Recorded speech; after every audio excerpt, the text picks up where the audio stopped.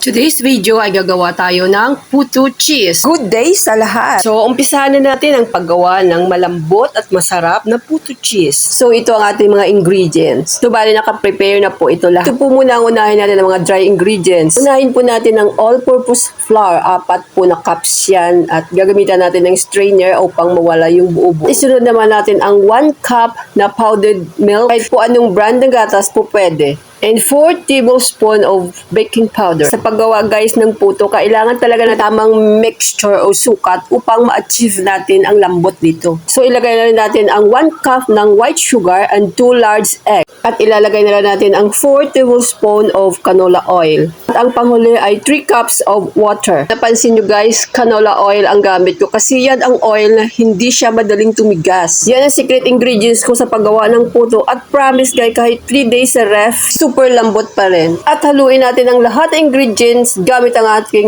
magic whisk. Oh, magic char lang yun. At pag nahalo na mabuti, strain natin siya ulit para totaling mawala talagang buo-buo niya. Balik tayo sa oil or mantika. Pwede kayo gumamit ng vegetable oil, olive oil, or anong klaseng oil basta hindi siya madaling tumugas pwede. So pag ganito na ang texture ng ating hinalong mga ingredients, ay for the go na. I-set aside natin, tatakpan ng malinis na bimpo at papahingahin natin siya ng mga 2 oras. At isasabay na rin natin ang paghiwa ng ating mga cheese. Nakadepende naman sa inyo yon kung gaano kalalaki ang gusto nyong hiwa ng cheese. At after 2 hours, ito na siya. Makita nyo ang ganda ng pagkaalsa niya. At ilalagay na natin siya sa molder. Ang gamit ko dito ay large is 2.75 inches. At lalagyan na natin siya ng mga cheese sa taas. At yun, ready na. Nagpakulo na nga muna pala ako dito guys ng tubig.